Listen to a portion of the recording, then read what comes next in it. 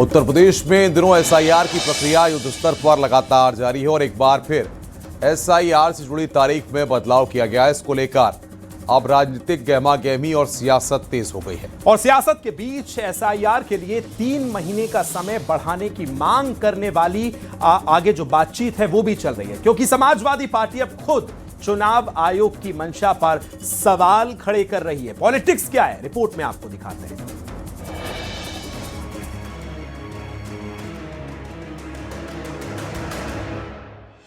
SIR प्रक्रिया की तारीखों पर यूपी में सियासी संग्राम छिड़ गया है। दरअसल चुनाव आयोग ने एक बार फिर समय सीमा में बदलाव किया है। अब फाइनल ड्राफ्ट 6 जनवरी 2026 को होगा।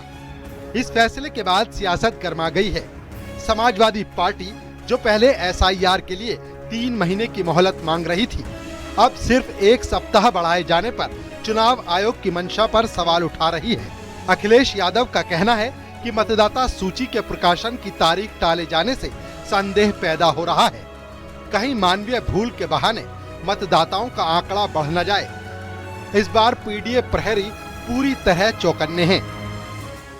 जिस तरह से कई राज्यों में जब चुनाव पोलिंग वाले दिन मतदान समाप्त हो गया तो मतदान प्रतिशत कुछ और था, और दूसरे दिन तीसरे दिन जब जारी होता पता चलता 3% मतदान बढ़ गया।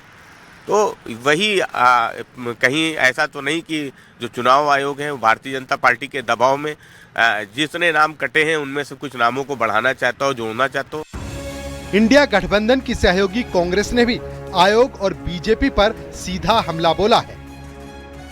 हम लोग जो आरोप लगाते हैं कि चुनाव आयोग भारतीय जनता पार्टी का आयोग बन चुका है, क्या वो पूर्ण सच्चाई में तब्दील हो चुका है, ये बड़ा सवाल है। बाकी तो अभी जब सूचियां प्रकाशित होगी तब पता लगेगा कि किन लोगों के नाम काटे गए हैं और इरादा क्या है। वहीं उत्तर प्रदेश के उप मुख्यमंत्री ब्रजेश पाठक ने विपक्ष के आरोपों को खारिज करते हुए पलटवार किया।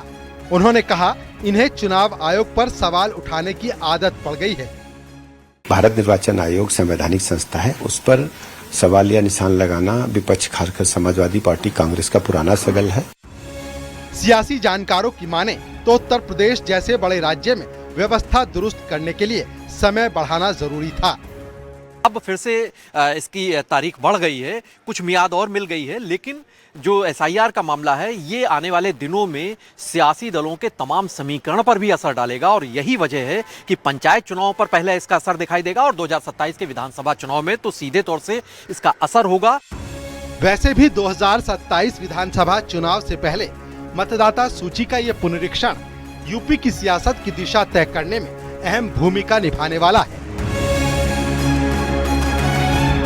हालांकि भारत निर्वाचन आयोग का ये दावा है कि ये समय एसआईआर के शेष कार्य को पूरी पारदर्शी और निष्पक्षता से पूरा करने के लिए बढ़ाया गया है, ताकि उत्तर प्रदेश में मतदाता सूची को पूरी तरह से पारदर्शी और त्रुटिपूर्ण बनाया जा सके।